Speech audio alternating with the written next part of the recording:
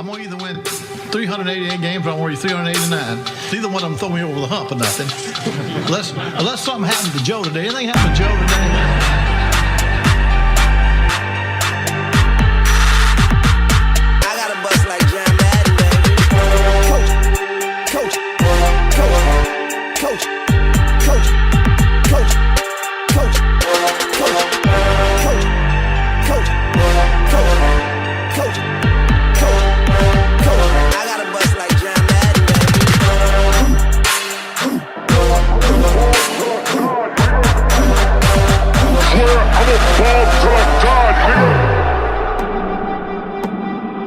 Offense, control the line of scrimmage. Be dominant. Communicate up front. Dominate with our size and athleticism.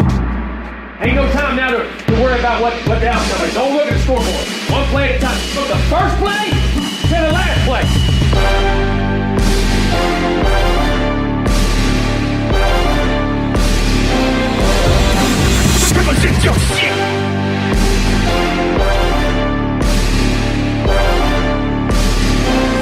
Need a horn and a drum roll.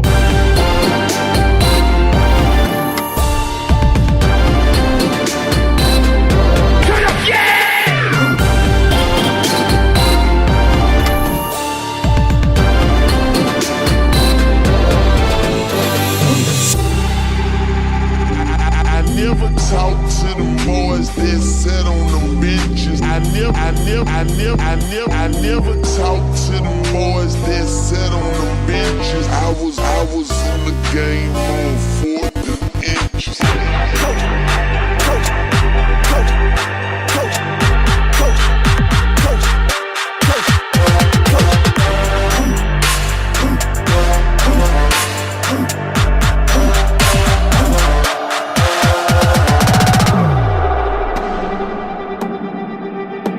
Now it's time to go to work. Season's over. A different time. I told you they remember November. But December's our time. December's we do what we do. That's Florida State time. We're back where we belong.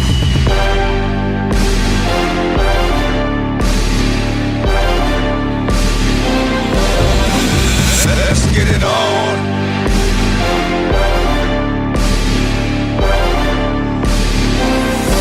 Need a horn to break it down.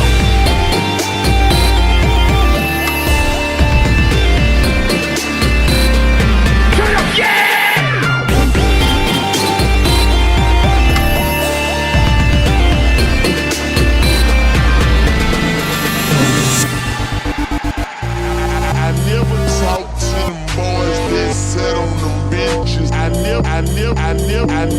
never talk to them boys that sit on them benches. I was in the game on 4th and inches.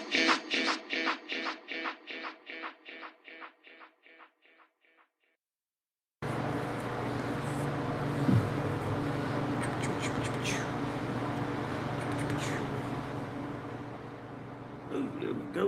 Got some light.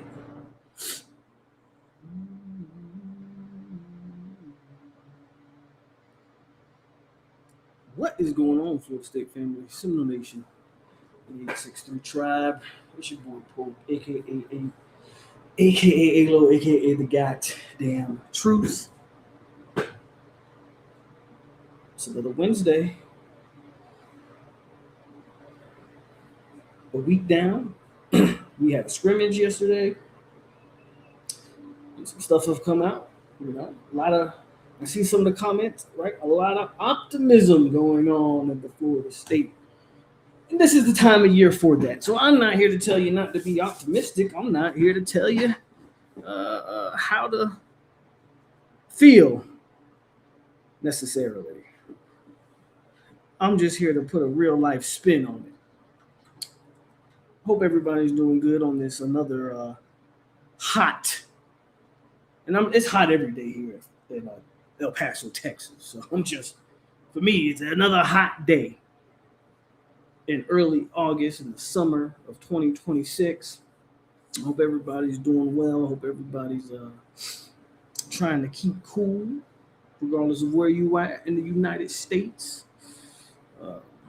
Y'all know what to do. Get in that comment section and we can get the roll call pumping, and then we can get into this into this football discussion. FSU, a day after the scrimmage, a week basically into fall camp. You got a game on August 29th, if I'm not mistaken. So there is a game this month with New Mexico State, and the Seminoles are looking for some positive vibes. So what does that mean? Well, it means what it normally means: hyping up, telling lies, and all that in between.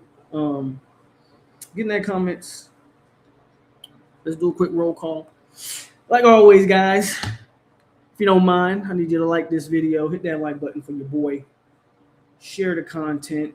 Let them know that we are live on the most interactive YouTube channel for the Florida State football fan. And subscribe if you're new for whatever reason. I think most of y'all are subscribed, but if for whatever reason you watch me every week or since I've started going live again, if you want to come on, if you like to watch for whatever reason and you just not subscribed, you just like looking at me without subscribing, well, do me a favor. Just hit the subscribe button because it don't cost you it don't cost you a penny. It don't cost you a dime.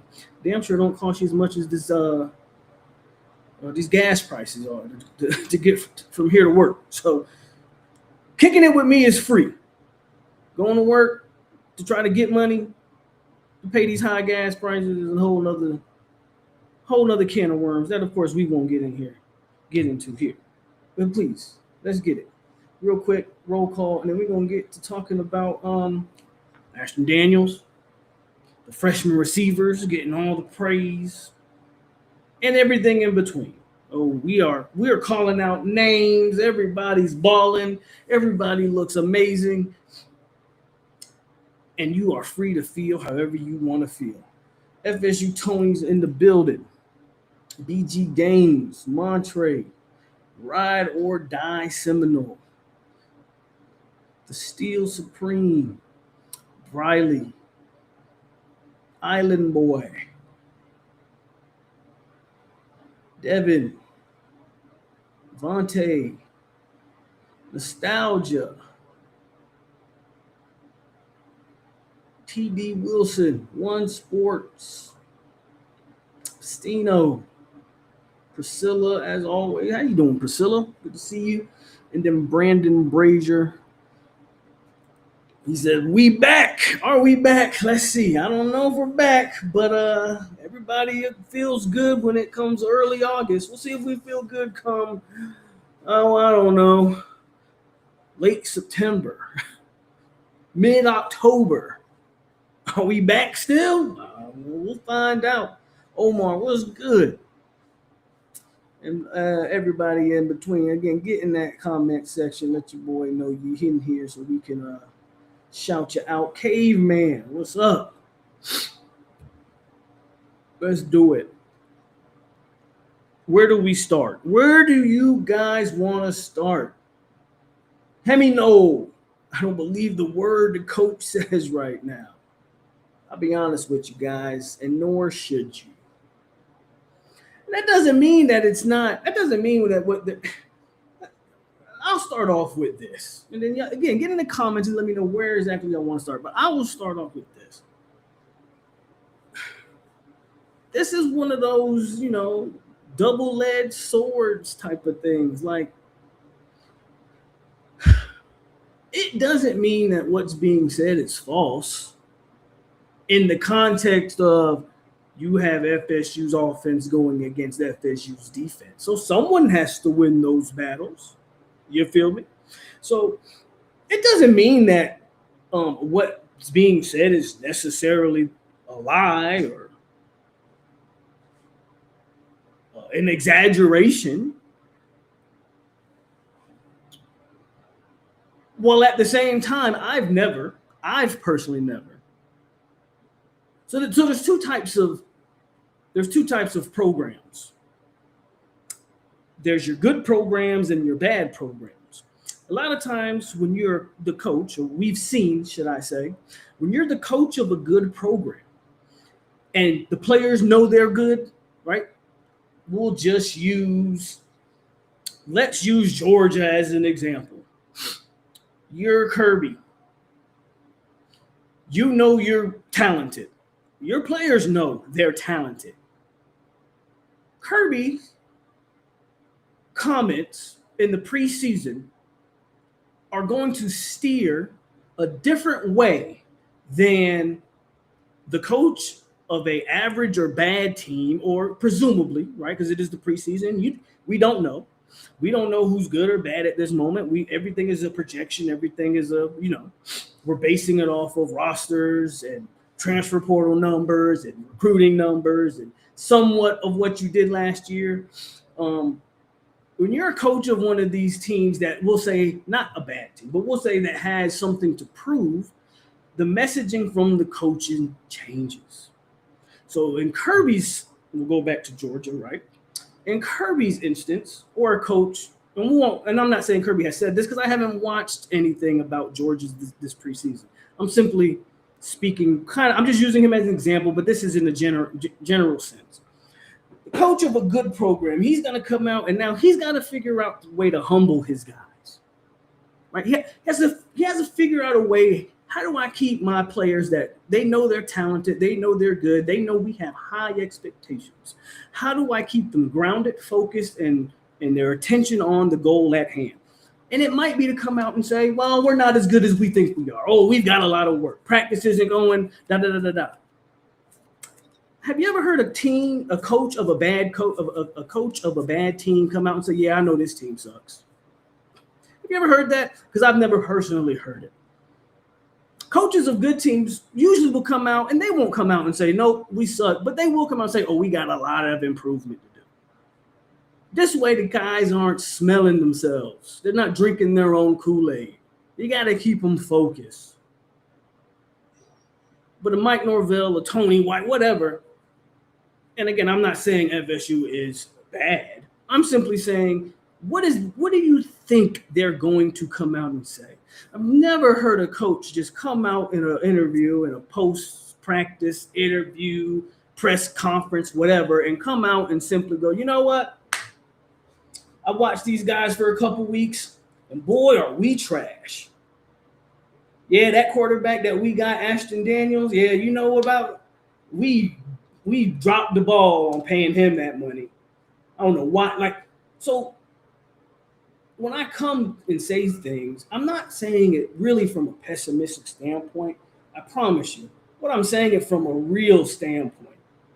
I'm saying it from a real standpoint of coaches have ways of motivating and getting their teams engaged. This is a program and a team, but mostly a program that's in 4 of the last 6 years has a losing record. The last 2 years, a 7-17 record. When's the last time an ACC home game has been won by a team wearing garnet and gold? Just an ACC road game been won by a team in garnet and gold.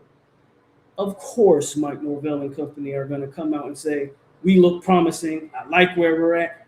He almost has to.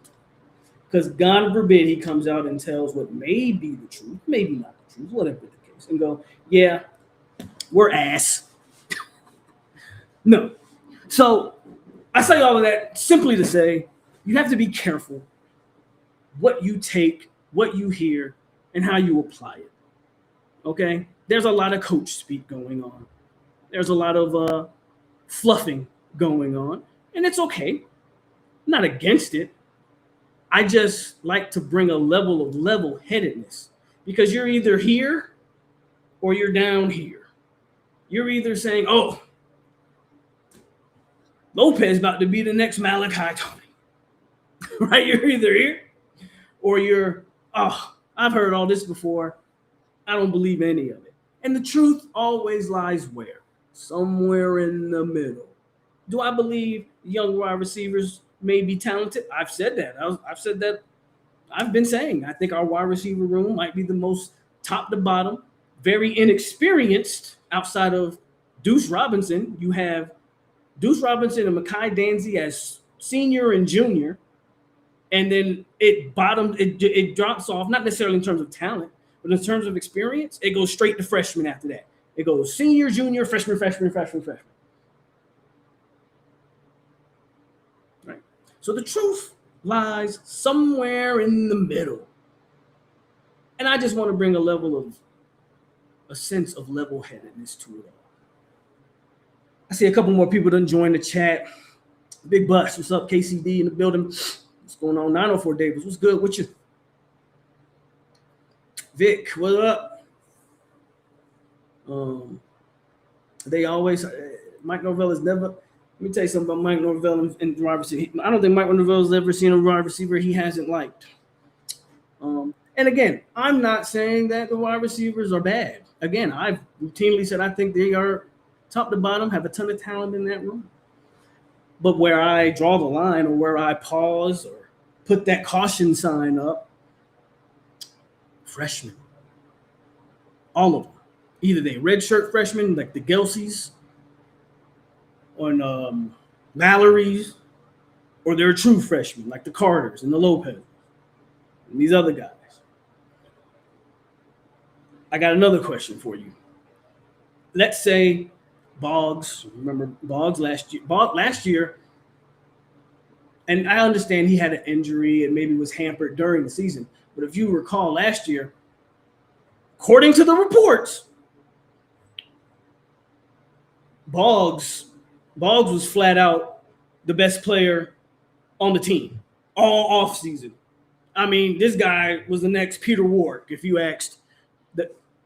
And, we didn't quite see that on the field. And granted, injuries, and he's even being talked about coming into this offseason as injured. So, here we are with that. So I caution, right, especially when we start talking about freshman skill position players, and then that is a position that relies heavily on what?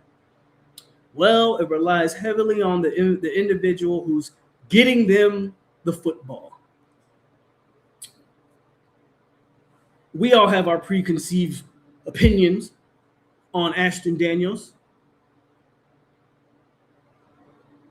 Does anybody believe that all of a sudden, again, and I talked about this actually on the last live stream, if you guys remember, my problem with Ashton Daniels is I can't discredit the years prior to coming here, and that he's all of a sudden in a new offense with new players, new scheme, new verbiage, and everything new. He is all of a sudden going to show us something that he's never been before.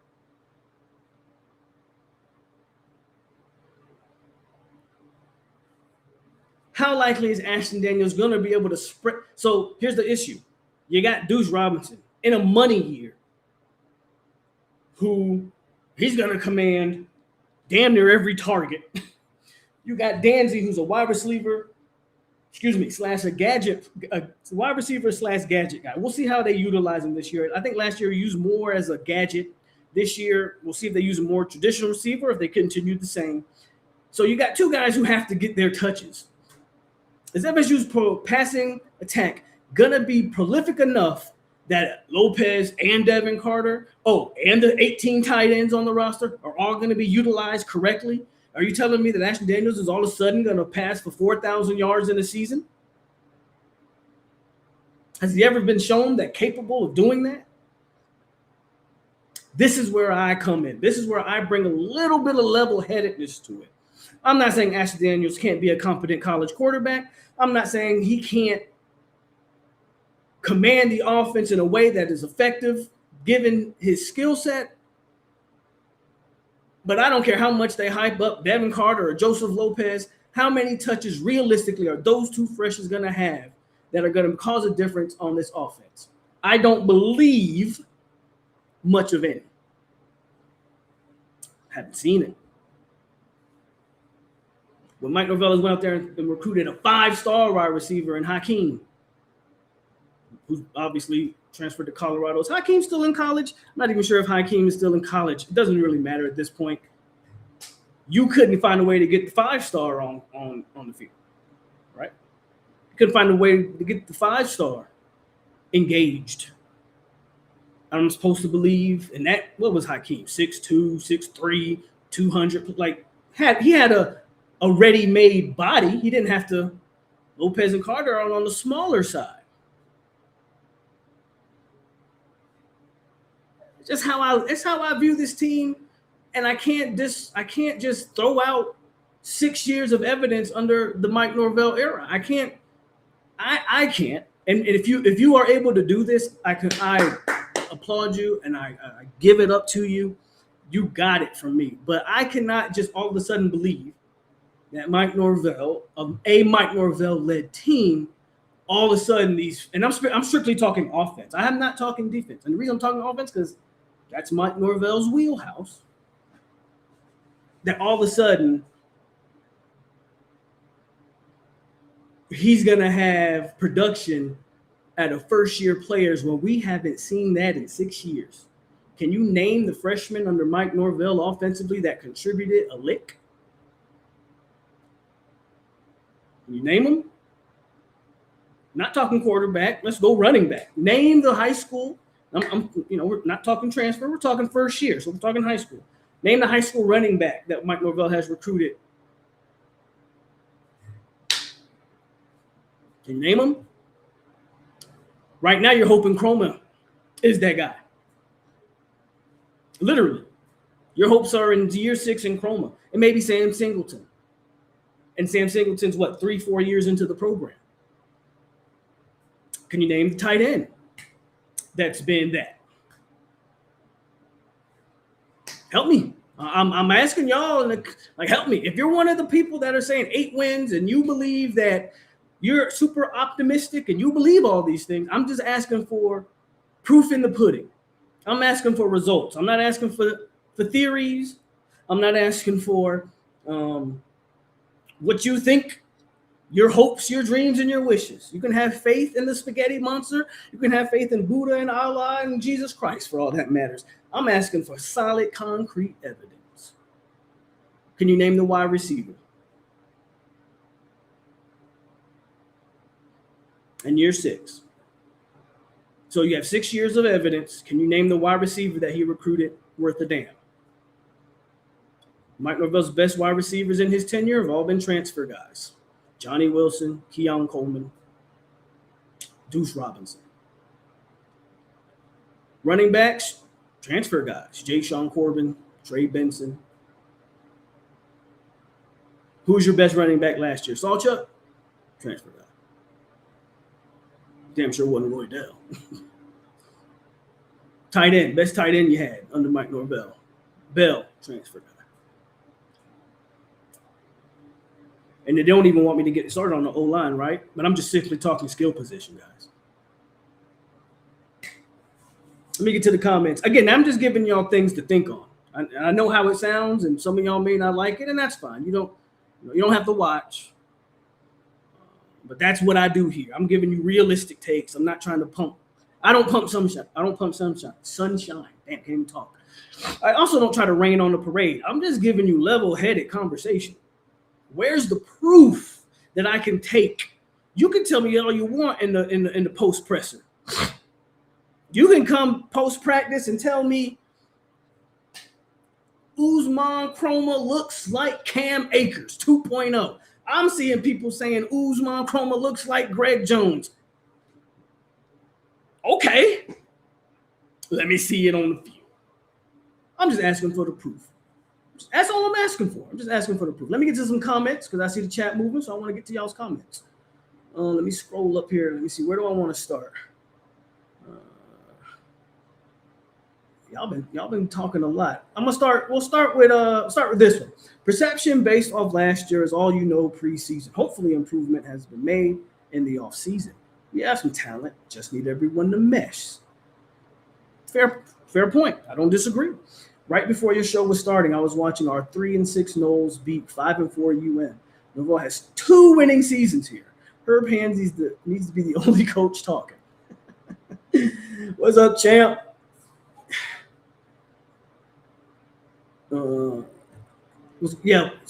Boggs is a sophomore. So I guess that is a little bit more experience. So you have, then I'll stand corrected. You have freshman, you have senior, junior, sophomore, Freshman. And yes, Boggs is also hurt again. So how, do Lopez and Carter take Boggs' job? I mean, if you're hurt, best ability is availability. Why the hype man up like that? I ain't seen nothing from Boggs. They still saying Boggs is the truth. I need to see it. Lopez is the one best route runner his high school coach said he ever coached, which includes Jeremiah Smith and JoJo Trader, which he coached. And that could be accurate. When you're talking about a guy like Jeremiah Smith, I mean, Jeremiah Smith didn't have to be a great route runner. He's built like Julio Jones. That's a man-child.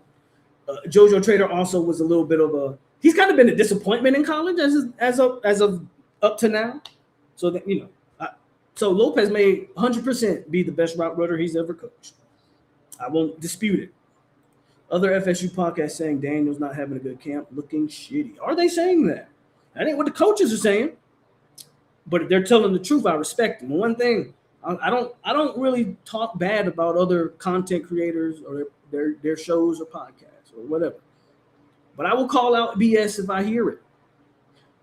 I appreciate people if they're speaking the truth. That's what I'll say. Lopez will be fourth behind Deuce, Danzy, and Boggs. Ashton Daniels is better than Castellanos throwing the ball. We will see. Boggs, yeah, I agree, champ. Boggs can't win a job if he ain't playing. Again, I keep messing it up, but best ability is availability. I think with Norvell's calling plays, Ashton Daniels is going to have a decent season. Okay.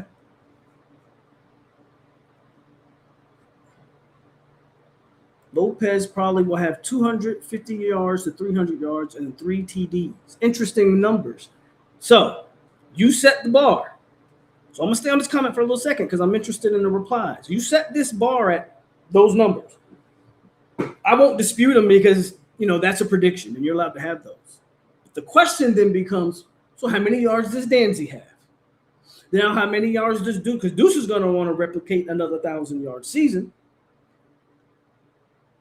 So once you start actually putting the numbers together, how many yards are we really saying that Ashton Daniels is going to throw?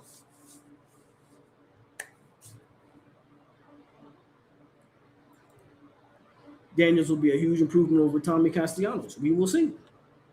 Daniels will be, speaking of TC, kind of off. Have y'all heard the news about these players that from 2022 now apparently being eligible to come back, but they can't hit the portal. They have to come back to the teams. And there's rumors that TC may come back to Florida State. Would he be QB2? Would he want to move positions in the slot or a gadget player? What's y'all thoughts on TC potentially coming back to Florida State? Man, we need a freshman star to be 500 plus yards.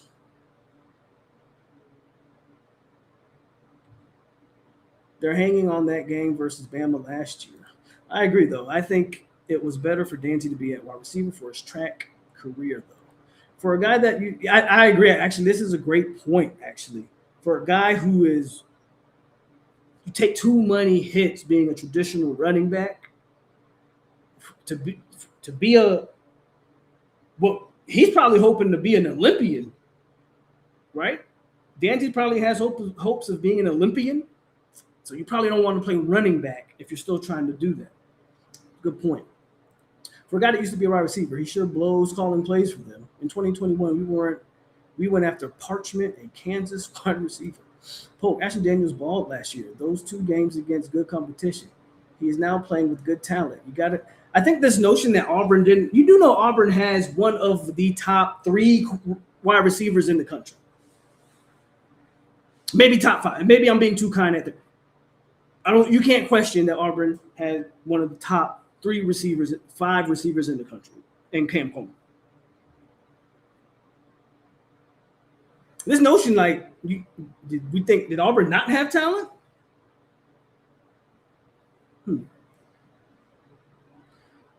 How much can we give Mike Norvell credit for developing Jordan Travis? But I see and agree. So I wasn't talking quarterback, but we can talk quarterback. We'll talk it coming up. And sure, I think Jordan Travis staying in the same system for all those years absolutely helped his development. Isn't it a shame that you haven't been able to get anything after that, though? If he was so good at developing Jordan Travis, why couldn't he develop A.J. Duffy, Tate Rodemaker, Chubba Purdy, Brock Glenn, Luke Kromenhoek, and now Kevin Sperry? One thing about Norvell, and I'll say this about Mike, he's recruited the quarterback position. Mike Norvell has yearly recruited a quarterback. This past one was what? Jaden O'Neal? That was his name? Recruited him. Sperry the year before.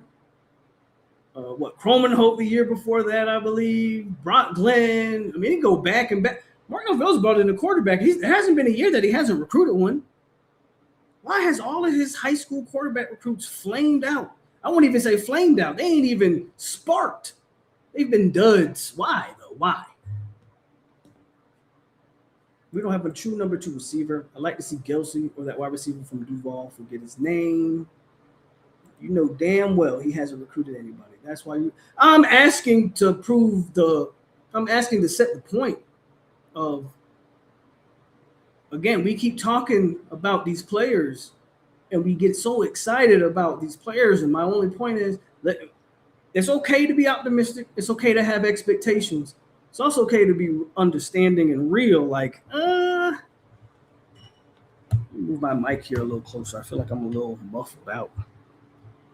It's also okay to sit back and ask the question.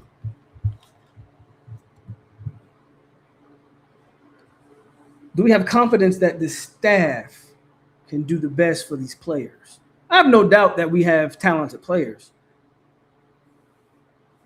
Can we put them in a position to show said talent? What's up, D Nice? Also, I think Wisner will be it's sounding, if you listen to everything going on so far, Sam Singleton sounds like he's going to have a breakout year. I'm actually excited for Sam. So I'll be honest. You can pick and choose what you want to believe and not believe. I feel good about the Sam Singleton praise. And we'll see if that turns out to be accurate or not.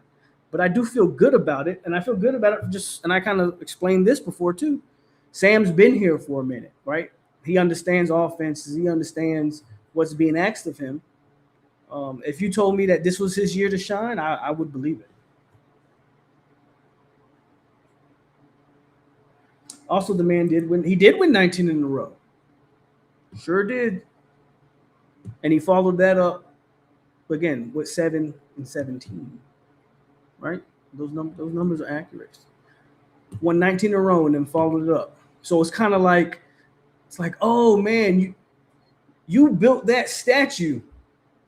You built that house of cards up to the ceiling. That's awesome. And as soon as you got done, it all tumbled to the ground. Ultimately, you're still at the same place you were before the 19-game win streak.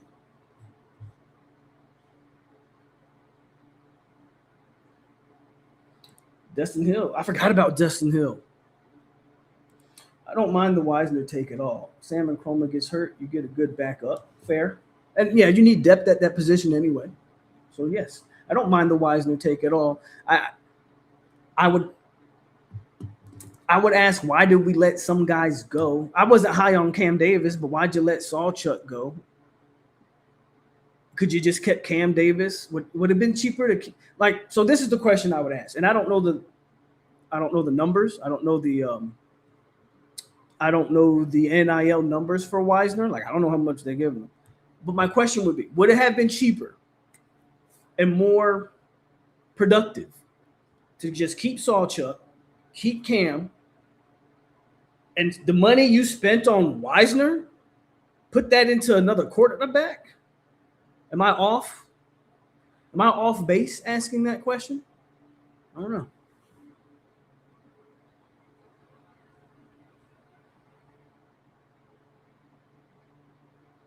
So bring TC back. We need all the help we can get.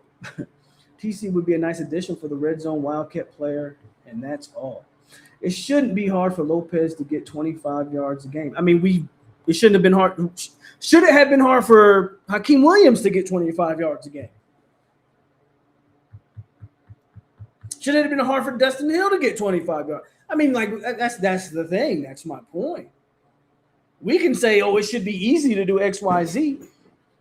We've seen, theoretically, more talented players not be able to do the things that people are saying that Lopez are good. Jay, why couldn't Boggs get 25 yards a game? Just questions. I just have questions. I don't have the answers. I just have questions. Oh, he couldn't hit the broadside of a barn when he had good O-line and a wide receiving core at Auburn. No, according to everybody, Auburn didn't have any talent. What up, Tyler?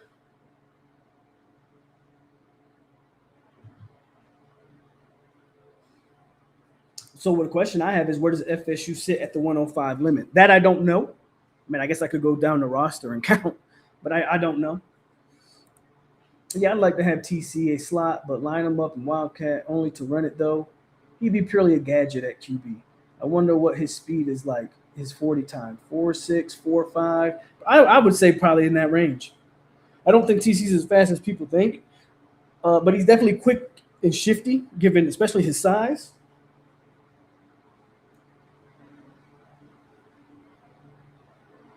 I think we hit with Malachi Marshall. We'll talk about Malachi Marshall in a second. Brock Glenn, spoil rat man. I was actually saying that about Tate Rodemaker, not Brock Glenn, but sentiment can be the same.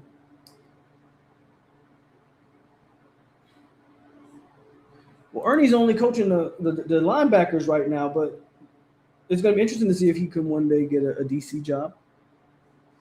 What up, Zay? We probably had to get a chunk of money into Davis too. X 5-star, high 4-star. I don't know. Saw something transferred out. Just thought he graduated. I think he transferred out. I actually, you know what? I'm almost positive he transferred out. But I will look and see what team he plays for. Let's do that. I could be wrong. Maybe he did graduate, and I'm wrong on that.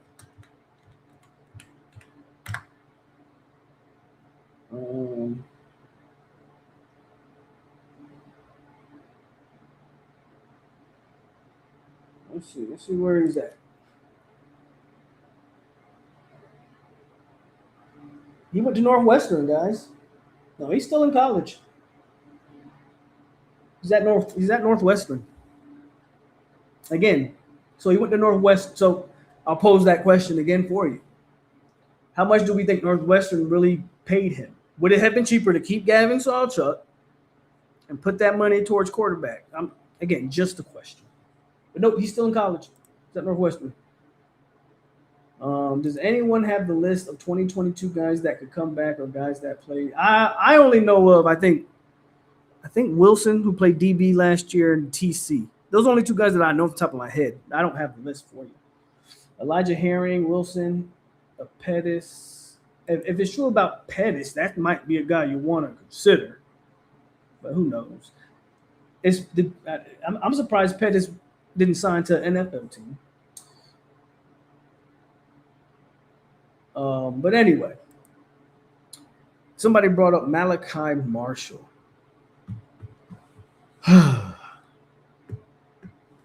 And to be fair, you did say 2027. That's your best bet. Here's my problem with the Malachi Marshall hype. Do you think so? Obviously, he's probably not playing for you this year, barring injury.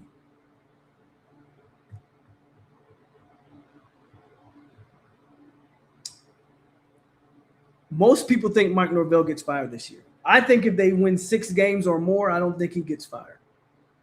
Right? That's just my opinion. But there's a lot of people who think, unless he wins 8+ games, he's good, he's done. And he should be, right? But that's a whole different conversation.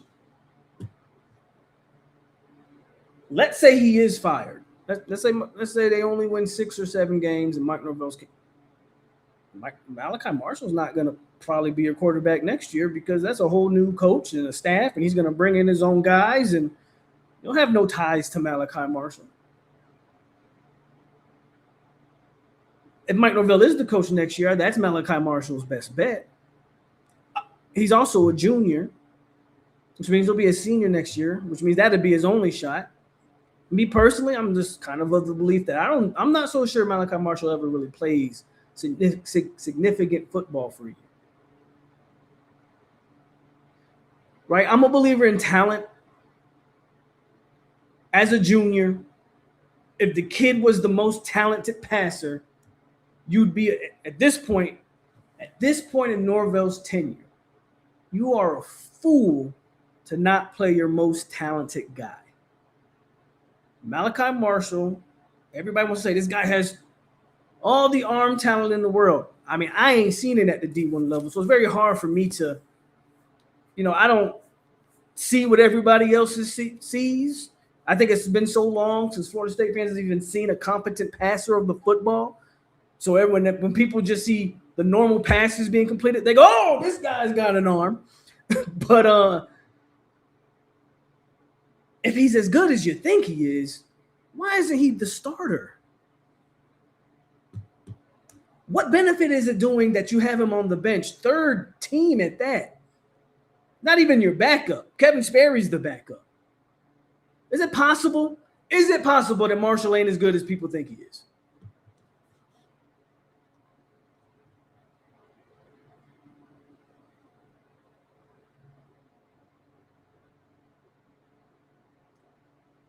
I hear what you're saying. Who knows how much we pay for any of these guys? I don't think I've ever heard a clear dollar. And I agree. The numbers have always been vague. You never get clear amounts on anybody. It's always in the area, So, I just posed the question because I feel like would it just have been more cost efficient to keep the running backs you had instead of going after a guy in Wisner who the talk is he ain't better than Sam Singleton or Usman Chroma. So it almost feels like you wasted money there, in my opinion. The Sawchuk could have gave you whatever Wisner potentially may give you and put that money towards getting a better quarterback than Ashton Daniels. He don't think Mike Norvell's getting fired at a 5-7 record. I'm going to be dropping Alka-Seltzer in my Henny. That indigestion's going to kick in quick. Has anyone ever heard of what our team roster budget is or has been? What's up, Briley? Just got in. Thoughts on the run game success early in camp? Age-old question. I don't know how I read agile. The age-old question. Is the O-line decent or the D-line atrocious? I'm worried about inconsistency. That'll lead to never getting off the field. Let's discuss some of that. I'm kind of sticking on the quarterback, but we're haven't moved to the defense yet, but we will here shortly. Marshall's hurt already. Is he?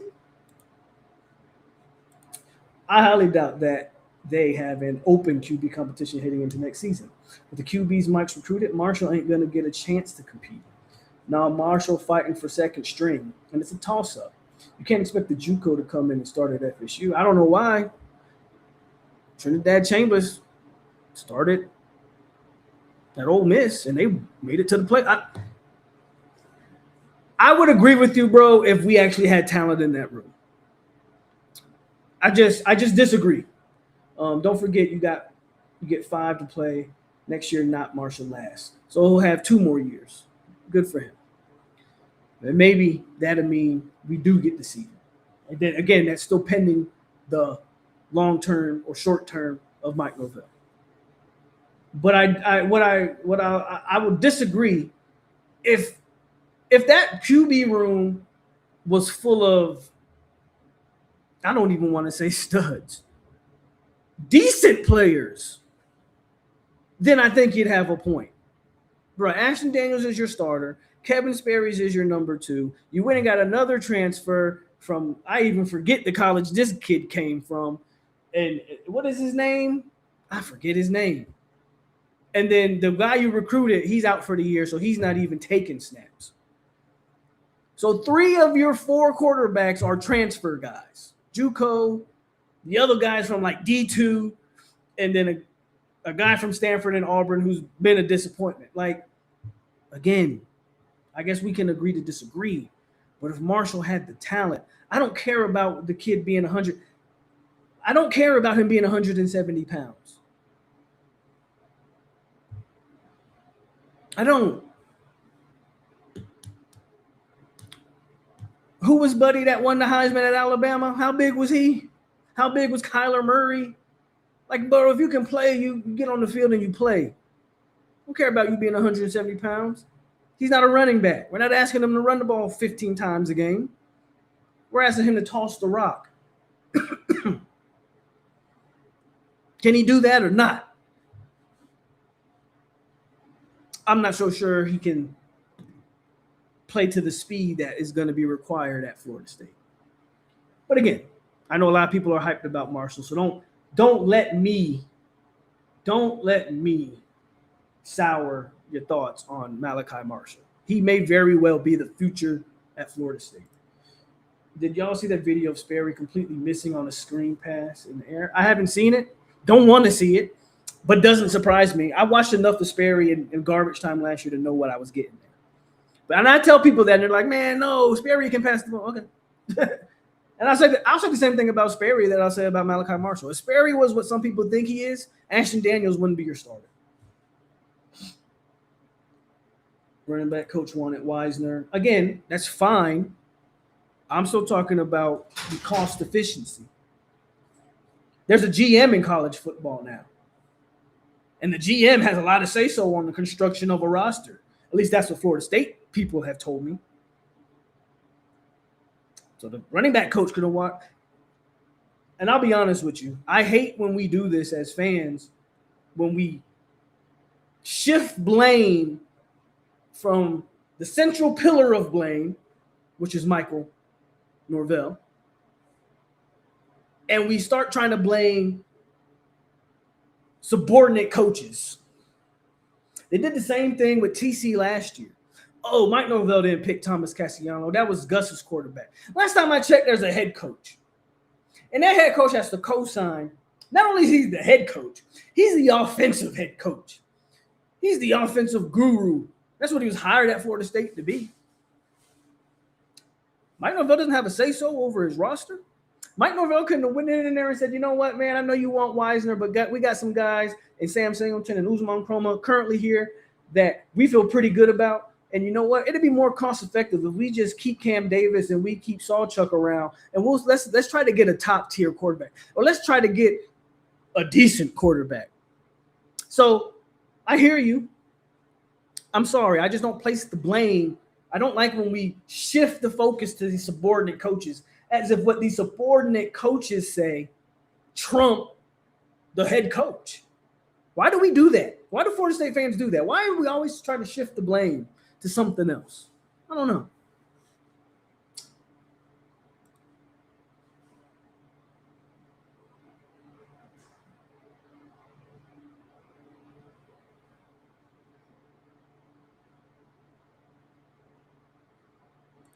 Weight is a big factor because Norvell has built his offense around a running QB. Again, the O-line doesn't have the tools to play Marshall as a drop back guy. More mismanagement. I mean, that's a decent point. And unfortunately, but you're right. Which is so weird because at Memphis offense was not predicated on running quarterbacks. But for some reason at Florida State, that's what it has to be, or it can't be successful. I'm not saying he's not a good arm, but it's easy to throw passes in T-shirts. It's easy to throw passes in the 7-on-7 drill. I would like to see, can he anticipate throws? Can he fit throws into the small window? How's he look when actually bodies are falling around his knees and his ankles? When he has to move out of the pocket and run on the run, can he still do does his arm adjust to the speed of the game that he was playing just a year ago? I'm not so sure. Right? These are the questions I have to ask. He may very well be a talent. Again, we will see. I just believe if he's the best arm out of all the QBs, then what's keeping him off the field? That's my question. Is it just it's not all here? It can't be just that he's 170 pounds, though Briley makes a great point. Mike Norvell's offenses at Florida State fans have been predicated on a dual threat quarterback. How many other big time schools is Marshall even talked about in this way? That's what we, Antoine, I love that comment. I'll let that simmer. Never understood the Derek Ray hate. Me either. I always, and it wasn't me defending Derek Ray. I don't give a damn about him. I just didn't understand how everybody focused so much on hating him. Because to me, he was nothing but a scapegoat. Oh, Derek Ray, it's Derek Ray's fault for X, Y, and Z. Is it? So Derek Ray has more say-so over an FSU roster than the man that makes $10 million a year and has a $50, $60, $70 million buyout. That's what you're telling me. Don't make sense to me, but that's where we're at in 2026. I got a late Pope talk about the TC. I did. I mentioned it, and I asked, would y'all like to see him back? Honestly, I don't have a problem with him coming back because I don't think there's a big difference between Ashton Daniels and TC. And then plus, I don't think TC would come back to be the starter. Me personally, if I'm Norvell, I find a way to get him on the field and use him in gadget situations, stuff like that. The more help, the better. More talent, something for a team to scout. It doesn't hurt. I don't think it hurts. At this point, I don't think Mike has ever evaluated talent from how can I mold this player. Wide receiver, just tall. Running back, just fast. QB, just dual threat. O-line, actually, I'm not sure the guy knows the O-line at all. I'm not sure Mike Norvell knows quarterbacks at all. One thing I'll give Mike Norvell credit on is at least running backs. He's done a pretty good job of evaluating backs, in my opinion. Even the high school guys, though not all, but even though I think Cam Davis was a bit of a meh, I thought Rodney Hood had talent, and it was unfortunate that he left under the circumstances that he left. But I thought Rodney Hood, had he stuck around, could have been a guy. I think Chroma has talent. I'm not sure he's what people are saying. I've seen, again, if you're on social media, if you're in the Twitterverse, you're seeing these comparisons. I've seen Chroma be compared to Wilder, Jaquez Patrick, and Greg Jones. Like, I've literally seen this. I'm not making that up when I say this. And granted, because I guess they're all big backs. I don't see any of that. And I hope he's not like Jaquez Patrick, because with all due respect to Jaquez Patrick, Jaquez Patrick might have been the softest 230-pound running back I've ever watched. He did not run like he was 230 pounds. He ran like he was 190 pounds. But those are the comps that are going for Chroma right now. But I think Mike Norvell does a good job of at least eyeing running backs. Trey Benson was a great hit for him. I thought Sawchuk played well. Roy Dell was kind of a little, but I thought Sawchuk played well at times. Problem is, I don't think he had a complimentary back. Like Roy Dell was supposed to be that, and he just didn't pan out. We know Jay-Sean Corbin was good, and so on and so forth. Defense. Let's go over the defense. Good call. Let me read these last few comments, and then we'll go over defense. Marshall didn't have a chance to really compete. He's only been on campus 3-4 months.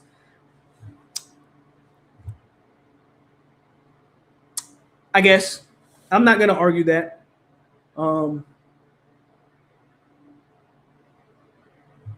I get it. It's quarterback. I don't want to compare it to other positions. It's the quarterback position. You need all these things of chemistry and cohesiveness. Right. He didn't have the spring, right? So he came in the summer and he's worked out in the summer, and now it's fall, and he's trying to play catch up and understanding the playbook and these things. I'm just saying if the guy's talented, he should be on the field. That's all I'm saying. If he's talented, he should be on the field.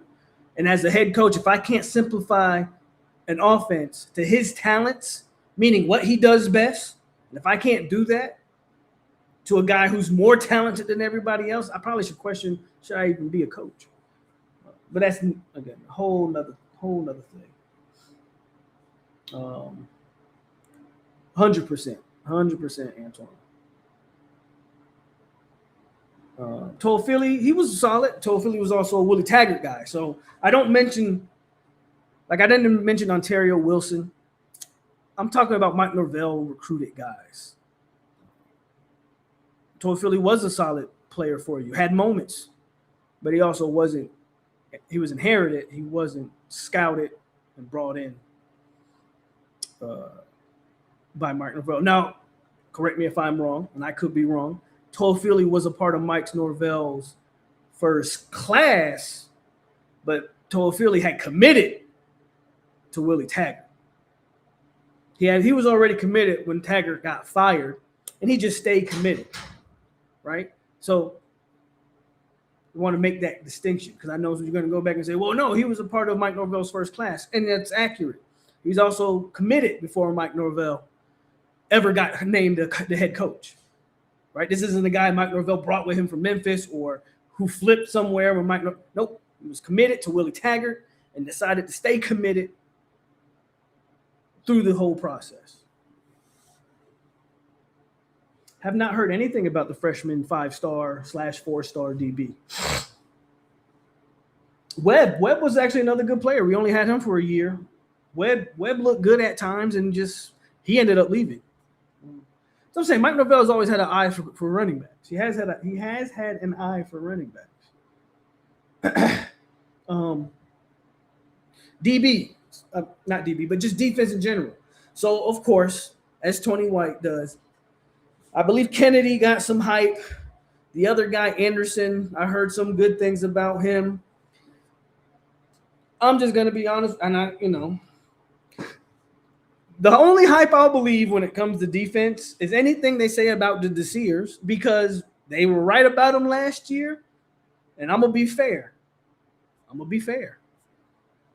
going off of your resume. They told us last year that the Desir twins were real. I didn't believe it last year. Well, the Desir, specifically Mandrell, real deal. Great freshman season. I will believe. I've seen some clips, and there's still some things they have to clean up. One thing I've always said about the twins, they're high motor guys. I don't know how athletic they are. I don't know if athletically they're elite. I don't think so, but it doesn't matter in the sense of they are going to play at 1,000 miles an hour and with 100% effort, heart, and guts and determination every play. They're going to give you that. And because of that, I believe both of them will have long football careers. They'll be players, in my opinion, I think those two will be players that you will look at them. And they're big. Don't get me wrong. They're big kids. They're 6'4", 260, 75-pound guys. Don't get me wrong. But as far as twitchy athletes, people will look at them and go, they're overachievers because their motor is that high. So anything I hear about them, I'm willing to believe it because the proof is there. I don't believe anything I hear about Kennedy. Kennedy to me is nothing but another Jaden Jones. I'll believe it when I see it. Jaden Jones was called the best defensive player. Hey, turn that down. He's gonna come in here and start playing his stuff. Jaden Jones was considered the best defensive player at times in last year's offseason, specifically in one of the first scrimmages. I mean, Tony White talked about him like he was the man. Yeah, that happened. So I don't believe in any of these other guys. I don't believe in it.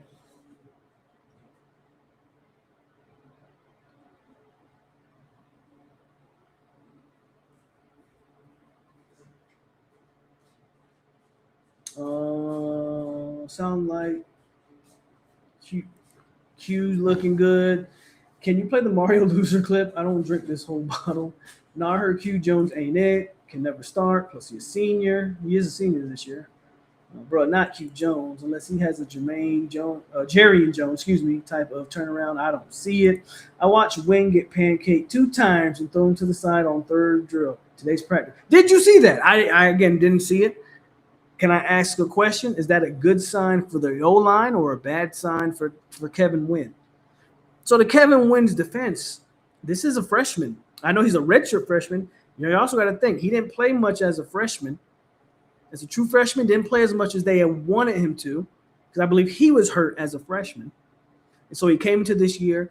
He lost weight. He went from like 330. He's down to in the teens to 300 and the 317, I think, is what he's actually listed at.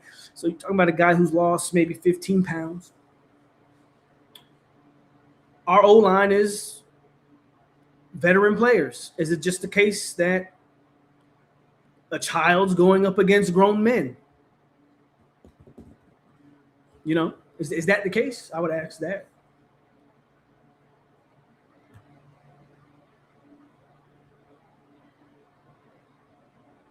Kevin Wynn has to perform if FSU wants to have the team that they think they should or can have. I talked about this extensively. We're on the defensive side of the ball now, specifically kind of focusing on the D-line right now. We'll move to the other levels of the defense. Our defensive, we run a 3-man front, and I understand Tony White can go from 3 to 4-man fronts, and they like to switch it up, whatever the case. There ain't no Daryl Jackson. You can say what you want about Daryl. There's not 6'6", 330-pound guy anchoring the middle of this defense. They're asking Kevin Wynn to be that on an every down basis is going to be a tall task for that young man. Not because I don't think he can't be great in the future. That's a tall task to ask from him right now. Preferably, you would like people in front of him to, what's the word I'm looking for? To ease him into that role. I don't like our defensive tackle depth, specifically nose tackle. I don't. Everybody's talking about Daniel Lyons, and I said it before, and I'll say it again. Solid player. How many good teams just ACC? Who are the good teams in the ACC? In theory, right? Because obviously the season hasn't played out yet. But just off the top, Miami, Clemson, SMU. Is Louisville supposed to be good? I don't know. Whoever. How many of those teams, though, does Daniel Lyons start for? Or would he be a rotation guy on pretty much every one of those teams? Again, I think Daniel Lyons is a solid player, but not starting quality. And I've seen enough from him to know to know that, or to feel that way, I should say. I don't know anything. Those are my feelings.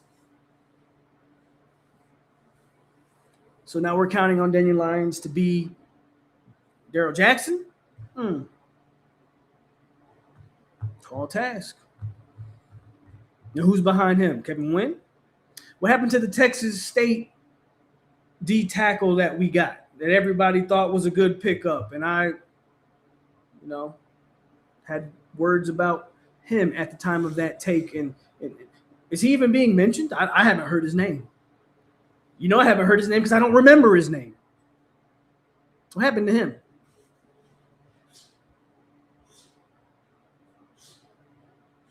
The co-host, man, he's killing me. Coming in here, he's gonna play his phone all out in the back. And I actually agree with you. I think Wynn's probably another. I think, man, it would have been nice to have D-Jack for another year, or at least got somebody out of the portal that could fill that role. Unfortunately, I don't think Wynn is going to be asked to ease into it. I think they're gonna throw him in there, and I'm not so sure he's ready. But we're gonna find out. Wynn's gonna have to prove it. That's because it is way bigger than our D-line. Kevin Wynn is the only 300-pound. Kevin Wynn is the only 310-pound plus guy. The Texas guy is supposed to be 305 or something like that. And Daniel Lyons goes to like 280, 290. Kevin Wynn is the biggest guy we have at 317 on the defensive line. We don't have another guy. Again, there's no 330-pound guy on that D-line. The offensive line is way bigger than our defensive line. What does that mean? Not necessarily that much. You got to play with leverage. Can the D-line use its athleticism and things like that? But then again, if you look at the D-line, who on that D-line is twitchy? I keep talking about twitch because if you understand athleticism, there's all D1 athletes for the most part are athletic. All D1 athletes are athletic, But what separates the good or the average from the good and the good from the elite is twitch. Like just freakish movements. Just a guy whose first step just kills an opponent, you know? Jermaine Johnson, right? Brian Burns. Go back, you know, guys like that. Who's the freaky athlete on the D-line? Can you guys name him? I don't know if he's there. I don't think they've recruited one. But please, by all chance, I would love for y'all to name one.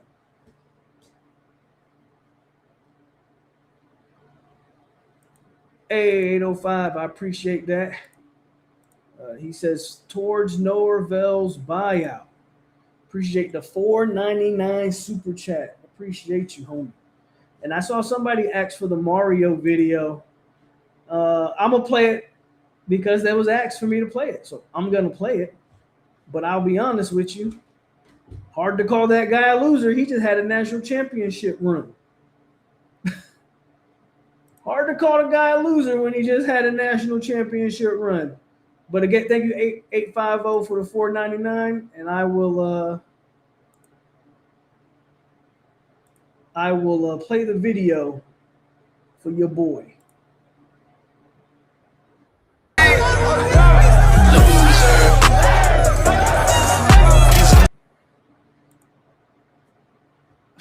Playing that actually made me feel good. I'm really afraid that we're going to get run all over. I'm nervous. We might not stop the run either. 3-3 ain't never been it. Edge rusher is very concerning. At least you got bodies in the interior. At edge, it's looking real bleak. I'm fine with being small on the D-line. Kennedy is not it either. I don't think he's it, but we'll see. Tony White spoke high on Sanders. Did he speak high on him? Okay, so that's his name, Sanders. So we'll see. We'll see how he plays. The Texas State transfer on the interior. We'll see how that plans out. I did hear him speak high of McCray.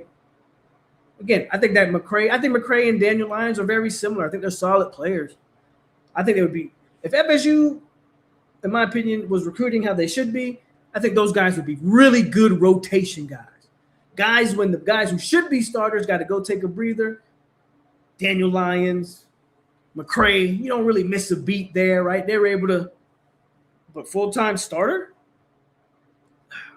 Don't know. Sanders just a body. What's up, Almighty? Just getting off. Hope you had a good day at work, fam.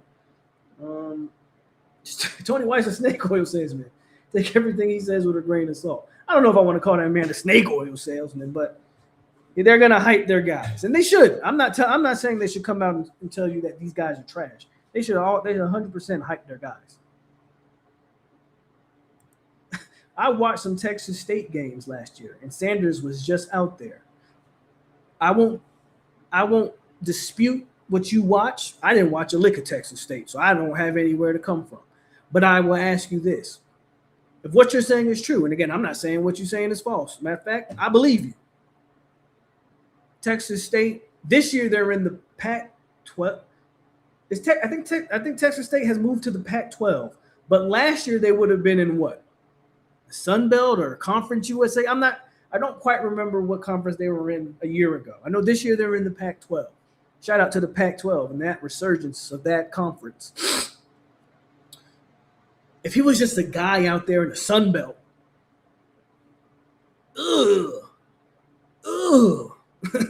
I should get that video. Brother.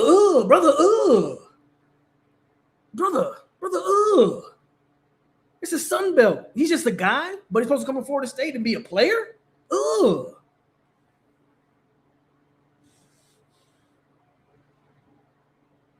We did. Kennedy. We got a DN who has a career like 3 sacks. I agree. The best athlete you had on that D-line is at Mississippi State right now. I 100% agree with you, Antoine.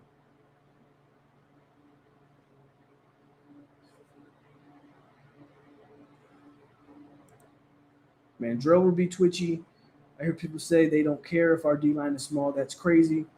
I don't care if they're small if they play a certain way. I don't think we have the size or the caliber of player.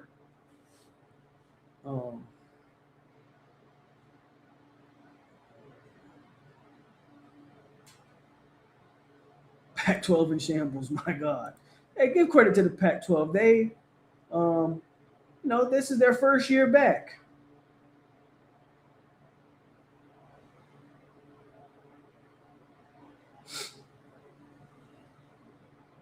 It's their first year back. So if we move to the linebackers, of course, number 10 is getting all the hype and rave. I think number 10's a player. We're going to see, is he a every down player? I think number 10 might be the best. I'll say this, and I think this is a valid expectation for Chris Jones. If you can get Tatum Bethune out of him, I think you won. I'm not expecting. I know his coach is Ernie Sims. Right? I'm not expecting Ernie Sims. I'm not expecting Dick Butkus award-winning linebacker. Or is it the Lombardi? Which one is it? Not Dick Butkus. It's the Lombardi, right? For the best linebacker, or is that the best defender? Whatever. I'm not expecting Ernie Sims. Not expecting Nigel Bradham. I'm not expecting any of that.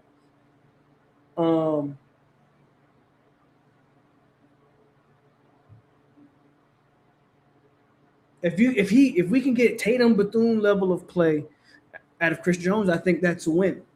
I really do. And I don't think I'm being irrational or unreasonable there. I'm not asking for anything crazy. If I can get Tatum Bethune level of play, I think that's a win. I think that's a win. No, I ain't hating on James Williams. Even though, he sucked. He sucked. Due to the lack of edge rushes, this team is built on hybrid players that will play both inside and out. Run defense will be stout. Was it stout last year? The Virginia damn sure couldn't stop running the ball on us. I don't know about that. It'll be stout. I don't know. I'm not sure. I'm not sure, black boy, where you getting that from. Who went to Mississippi State? Hope you're not talking about – no, I'm talking about Amari. Amari was your best athlete on the defensive front. He's at Mississippi State, like I said. Exactly. They exist. They're back. Give credit to the Pac-12. They're back. You think – so Will's TD says linebackers are the best position group on the team. Let's talk about that. So number 10, if he's Tatum Bethune level, cool. You must have a lot of faith in Blake Nicholson or Omar Graham. Because, I'm not. I don't want to say. I would love to say that they're going to be an improved group, but the best position group on the team. Excuse me. I don't think they're better from a talent-wise perspective. I don't think they're better than receiver. I'm not so sure they're better than the running back room. So that leaves at least those two rooms. And it's hard for me to say they're better than the DB room. Speaking of conferences, it seems like if this bill passes, FSU would have to go independent 5 years before joining another conference. Not happening. I actually read something on that. Yeah, we'll see what happens with that. I did read something on it. What's so good about – I don't know. You tell me. You just said the linebacking group was the best position group on the team. So what's so good about them?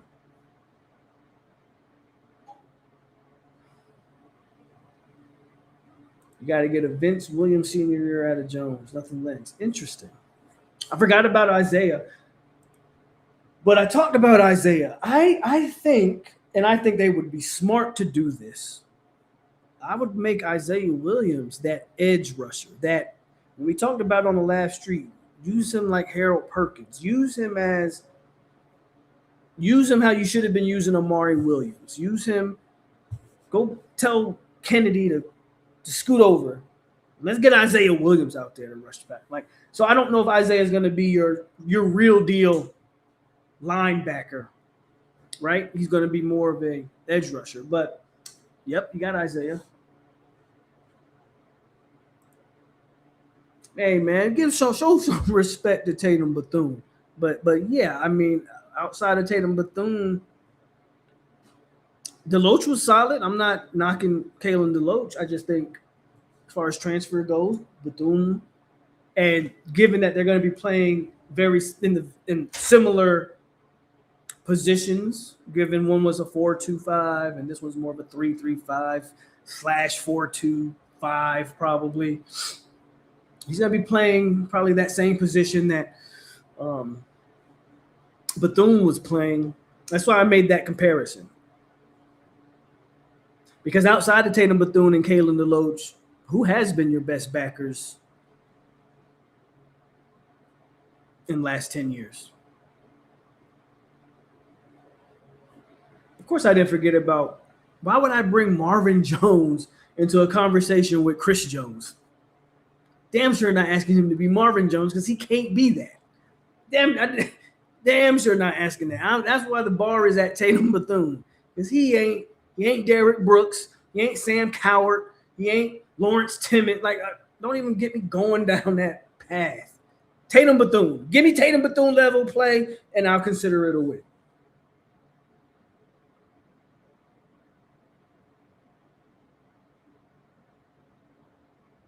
We would all like another shade tree. I hope TD is right. D-line ain't stopping the damn thing. No D-Jack. Them linebackers better like to hit because they ain't going to have no other option. I can't pronounce his name. I don't know how his name is actually pronounced. Because if I try to pronounce this, I'm going to call him Gabor. But I'm tracking that they got him. He was at Nebraska and then North Carolina, and now he's here. But he entered the fall camp injured, if y'all remember correctly. Mike Norvell said that was one of the guys that is seeing limited practice because of an injury. So how much are you going to really count on him? We'll see. Then you said Jones, of course. Then Isaiah. But again, that's a freshman. I think Isaiah has all the talent in the world. And I'm hoping they use him how I said I hope they use him. But again, I don't want to ask too much of it. Don't ask. Come on. This is where, again, level-headedness. I'm going to bring my level-headedness. And I know we all want Isaiah Williams to be whatever we want him to be. Don't ask a true freshman coming off he misses entire senior year because of a torn ACL. How much are you really asking that young man who hasn't played since he was a junior in high school to come in at Florida State and be an every down playmaker for you? You got to have some grace with him. Excuse me. You got to have some grace with that. I'm not asking a lot from Isaiah Williams. You want to call it the best position group? Yeah. Isaiah's he's trying to bounce back from an injury in these things.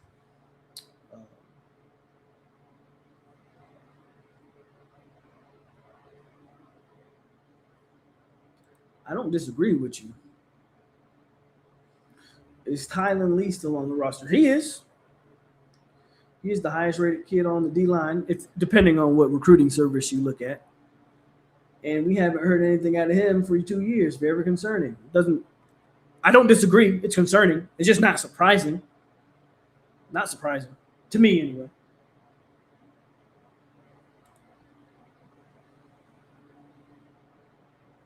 With the new rule, who would you like to bring? Who would you want back to bring in depth? Jay Douglas. Ja'Kai Douglas? Is that who you're asking about?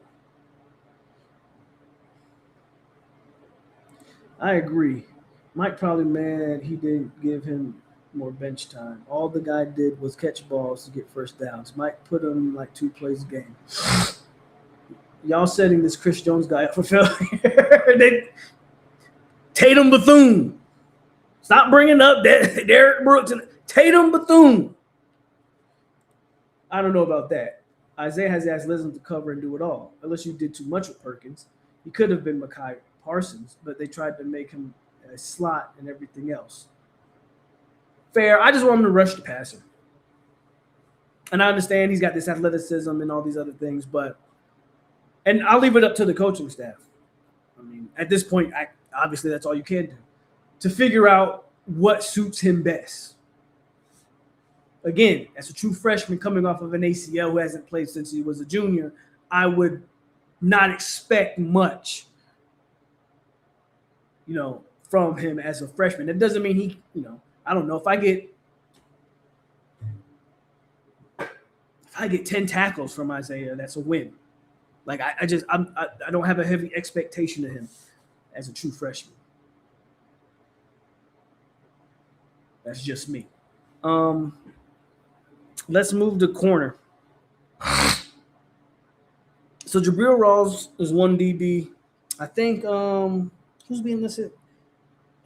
I think Chandler's being listed at one of the safeties. Let me look this up real quick so I can give proper assessment, because I actually don't quite remember FSU's DB depth chart or projected depth chart. I know Jabril Rawls is going to have one of the spots. I know Ashlyn Barker is getting a ton of hype. Excuse me. So right now, as listed, Jabril Rawls, Naheem Chandler, Ashlyn Barker, Richard, and Mekhi Jones at nickel. 3 transfers. I think Kirkland will see plenty of playing time. They got Q backing up Rawls. They got Lester backing up Chandler. They got Carson Hobbs. Who the hell is that? Backing up the nickel.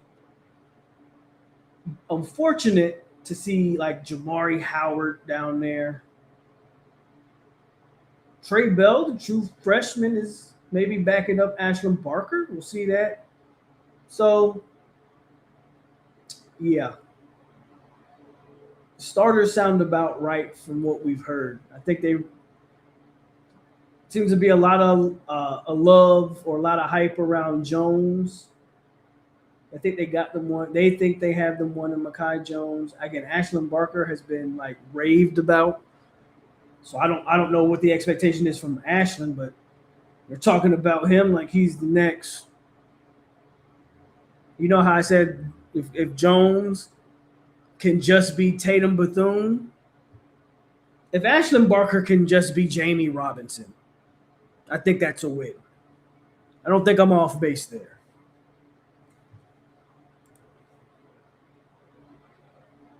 I don't think I'm off base there. Oh, yeah, Donnie's on there. They got Donnie. They got Donnie Hibbert, third on the depth chart behind Kirkland. So Donnie's on there.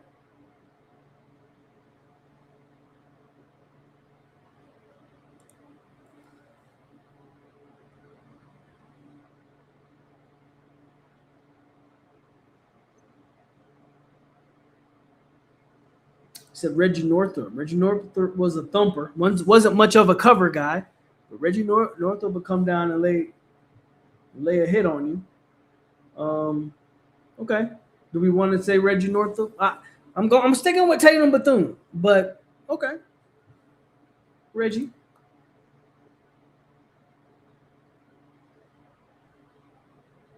I have no idea who you're talking about, my friend.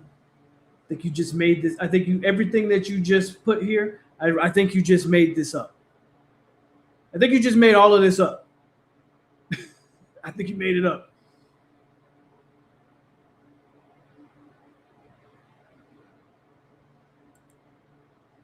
Donnie the GOAT. I'm with you. Donnie's the GOAT.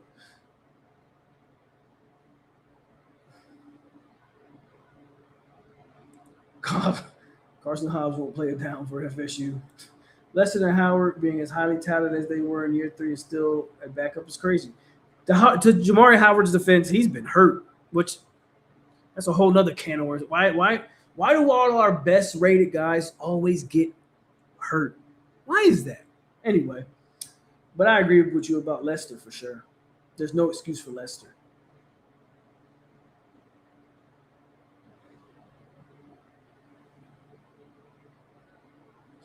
No excuse for Lester. Other than maybe he was a little bit of a overrated player, or maybe he just hasn't had the right coaching to develop him. We can talk about a lot of things when it comes to some of these players. Who is to blame? Right? Who is to blame?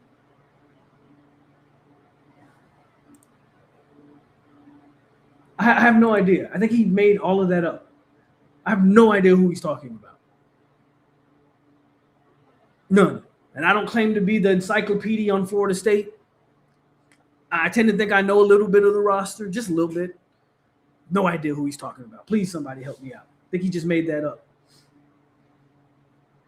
Donnie better. Of course, he's going to be on special teams. Of course, Donnie is exactly the kind of guy that's going to play a lot on special teams for you. Absolutely.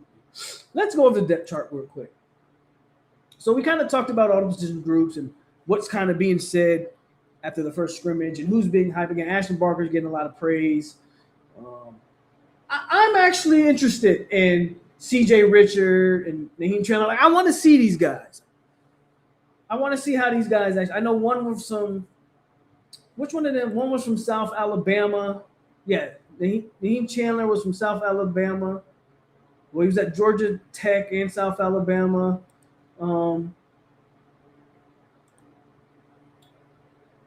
Boy got some ugly dreads, but that's good. I don't need my football players pretty. Need to be ugly as hell. Then we got C.J. Richard from Illinois State. I'm interested. They seem to be high on these guys, so I'm interested to see how they look. And then you got Mekhi Jones from Duke.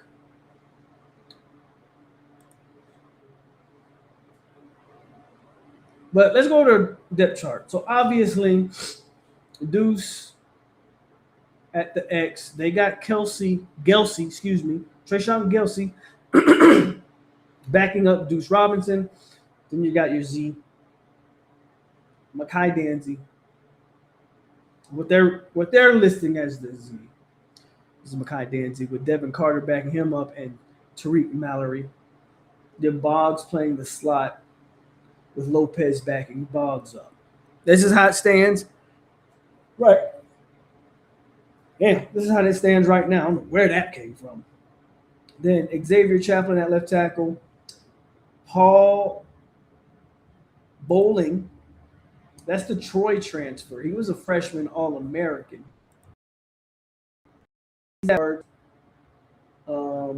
Left guard, to be specific. Then the Purdue transfer at center. Andre Otto at the right guard. Or actually, this might change because I'm hearing that they like this Chimidia at the right tackle. Nate from Bowling Green, they like him at guard actually, other than over tackle. And I think they like Otto at the other guard. So Paul Bowling might be on the bench actually. The tight end, of course, is DeSario Riles. And we talked about that it could be Singleton or Usman Chroma at running back 1. And Wiseman might be all the way down to 3. Your starting defensive line, Mandrell. We just talked about Kevin Wynn, and I'm not sure if Kevin Wynn is the starter or not. Then you got Jordan Sanders. The fact that a D tackle is wearing 88 is crazy, but we've seen crazier. Then Daniel Lyons and McCray. Tylen Lee is listed on the depth chart. DeMonte Diggs is on there. You got your 2 backers we talked about. The UNC transfer that I can't pronounce his name, and Chris Jones. But then you also got Blake Nicholson, Omar Graham, and the Laval brothers. So, yeah. That's what that looks like right now. Donnie is supposed to be all Rudy. Y'all remember Redmond was part of that secondary class with Lester and them. He flipped to Bama and has been very solid. Hey, if I told you, if y'all told me Mike Norvell was the reason World War III happened, I believe you. Maybe talking about Roydell Williams. That just got to be who he's talking about. If Donnie's on the 2 deep, I'm going to lose it. So what the depth chart I was looking at was a projection. The official depth chart obviously has not been released yet. And we'll see what that looks like.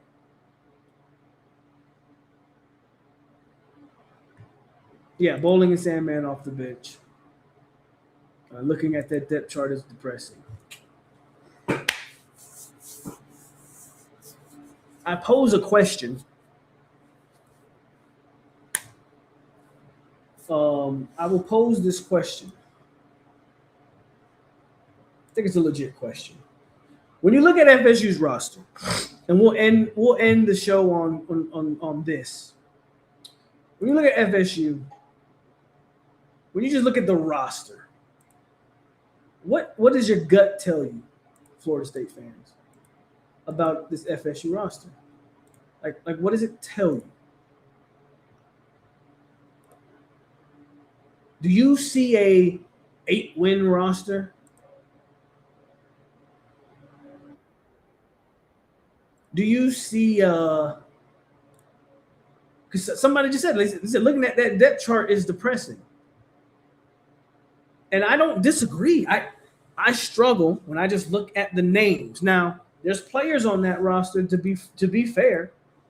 There are players on that roster that we don't know. We don't know what they are. On offense, specifically, of course, the freshmen. But more specifically, we don't know what this Chimdia Nawau.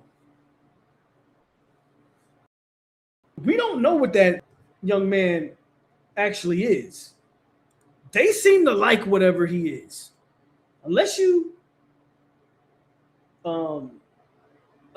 go back and watch tape from Stephen F. Austin, if you're available, or if you have the ability to go back, and even then, when you watch that level of football, and you watch a guy like him, he probably just looks bigger and badder than everybody on the field. But you go back and watch, unless you can go back and watch and evaluate that, so there's a question mark, right? You got to ask yourself, well, what is he? You got to ask yourself, again, question marks around the freshmen on offense. I think to a degree you got to ask yourself, how good is Chroma? Like, a lot of your success may depend on exactly how good is Usman Chroma. We can say he's talented all we want, but exactly how good is he? Because if Chroma could be the difference from an average running game to an elite one, if he is in year 2 sophomore, 6 foot, 216 pounds, if he is everything that we hope he is, and I'm looking at his picture, and he's got these well-defined cheekbones. I mean, he looks like he hurt you if Usman Chroma looks like a guy I wouldn't want to hit, high or low. But can we get that out of him? That becomes my question when it comes to Chroma. Are we going to be able to get that out of him? Does it become the difference maker that we want or need? I hope so. But I would say there's a question mark. And then when you go to the defensive side of the ball, oh, man, Kevin Wynn's a major question mark. Jordan Sanders a major question mark. Rylan Kennedy, Jalen Anderson. There's so many questions on the defensive side of the ball that all the transfers are damn near question marks, with the exception of maybe Chris Jones. But all those DBs they took out of the transfer portal, one's coming from Illinois State, one's coming from South Alabama, doesn't mean they're not good players. I'm simply saying I got question marks, right? So when you look at the roster, to my final point, what do you see, Florida State fans? Because it's hard for me to see Like these 8 wins that people claim, I don't know what I don't know what they see when they say that. Is that just blind faith talking? Like I said, I got to bring a little bit of level-headedness. I just ask the questions. You guys give me the answers.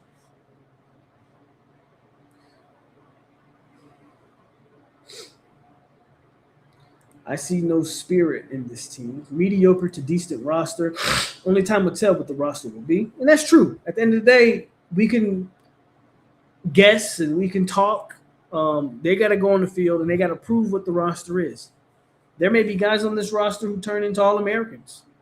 There may not be. We won't know until games are actually played. Roster looks like the 7 to 8 win ACC team with 2-10 coaching. I don't even know how to quantify any of that. I say this year roster is the most dependent on how Herb hands O-line. I think that position group will be what sets the tone for the whole team. Interesting. I think if you compare our roster specifically with ACC competition, it's not that bad, but games aren't won on paper. So you say we stack up well in the ACC for the most part. Okay. 6-win roster. Bigger O-lines are going to run all over this D-line. Due to lack of size and athleticism, offense is going to be mediocre due to the QB. They banking on Chimida to be his brother at Oklahoma, who was a 3rd-round pick this past year's draft. They're hoping it's genetic. We'll see. What's up, Peter? Anywhere from 5-7 to 6-6 to 7-5. Ashton Daniels? Question mark. Can we stop the run? Or how you like to put it, can we stop the rum? Well, depending on how Florida State plays, the rum might be flowing all year, my friend. This is the hangover for a reason. So every week you're gonna come in this mug hung over, depending. If it's based off the last 2 years, get the rum ready. Captain Morgan, that Jamaican rum ain't no joke. You stay away from that. If y'all stay away from like that Appleton, that Jamaican rum ain't no joke. Stay away from that. But depending, the rum may be flowing. Where's pass rush going to come from in the O-line? Xavier Chaplin can't hear out his right ear, and he's playing left tackle. Wild. I remember they made a big deal about that when we first got him, bro. I don't care. I don't care if he's deaf. I don't care if he's blind. I don't care if he can't smell. Get your big ass in front of somebody and stop him. That's all I care about. Look at Chris Jones' game against Mississippi State. Not good. My man Peter with the $5 dono. Shout out to Peter. Appreciate the donation. Video game control looks forlorn in between the words. Try again. Oh, this must be a super sticker. Yeah, that's a super sticker. I appreciate you, Peter. Yeah, more money. Yeah, more money. Yeah. On paper, the 2014 was more talented with the experience and 2 wins. Is all Norvell team had. I'm only hoping for a respectable season. No spirit, no liquor, smoke weed if it's a bad season. Some of us can't smoke weed, man. Some of us, we got jobs that drug test. I'm not against your opinion, though. I mean, alcohol is probably worse for you than a lot of these other things, right? Not necessarily against what you're saying. I'm just saying some of us can't do that. We gotta have the vices we have due to the employment choices that we've made. Bamboo's a good rum. It's a good rum. Diabetical rum. Is that a thing, or are you just talking? Diabetical rum. So that's all I got for you guys this Wednesday. Good live. I'm going to stream. I'm still streaming the video game. If you're watching me do that, those are fun. I actually enjoy doing that, so I'm gonna keep doing that. We lost to yes. If you aren't paying attention, pay attention to it.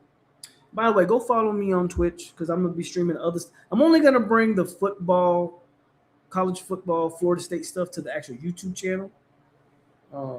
But if you want to watch me play other games, that's what Twitch is for. So give me a holler over there if that's something you care to watch. But anyway, yes, I lost to New Mexico State, people.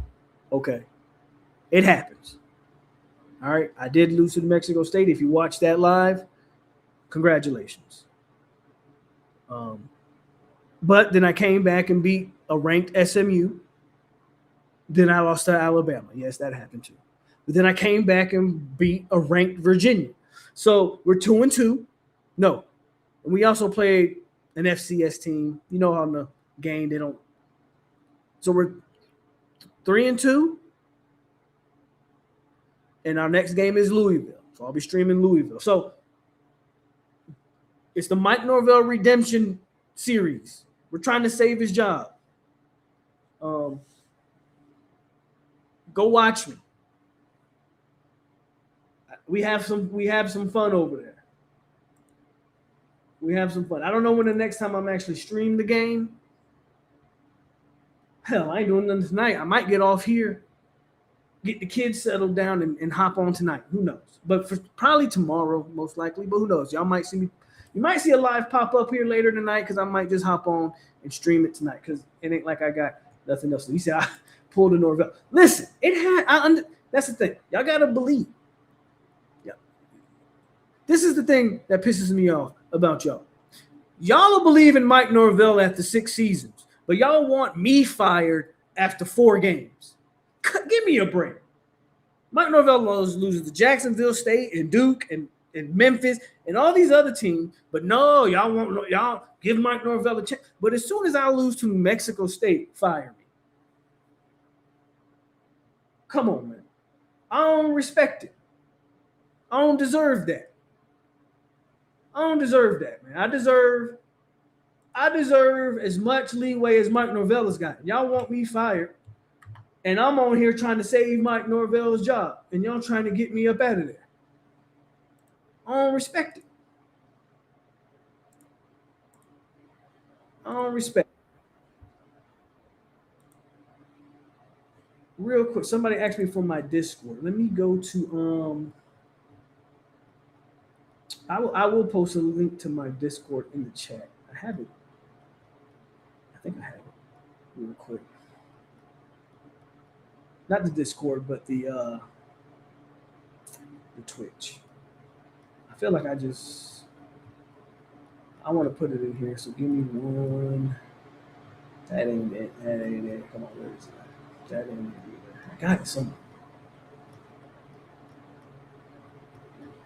I'll have to get back with y'all because I'm not logged into Twitch on my computer, and let me get on my phone and I can share. Here, let me do it this way. Get y'all this link real quick. Dun, dun, dun, dun, dun, dun, dun, dun, dun, dun. If I remember how to even do it.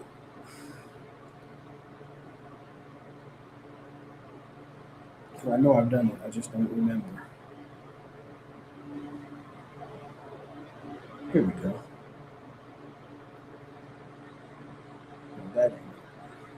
I got y'all. This ain't the best podcasting right now, but bear with me. We're closing. We're about to close. We're about to close. We're about to close up the chat soon. We're about to close up the stream soon anyway. Come on. All right. I'm gonna send the link to my Twitch right now. And this is the video, but it'll bring you to the Twitch. So.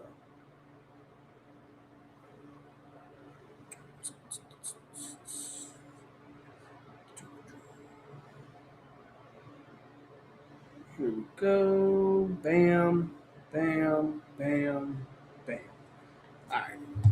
Now, with all that said, man, as always, hit that like button on the way out. If you didn't hit the like button on the way in, share the video. Let's continue to try to build a 863 tribe. because I love y'all. I love getting on here and talking football with y'all, to be honest with you. Man, I play a little bit of everything. I don't really play Call of Duty because that's no. But play a little bit of everything. Like right now I'm playing Assassin's Creed Black Flag. I play a little bit of everything. Randomly I might just play something else.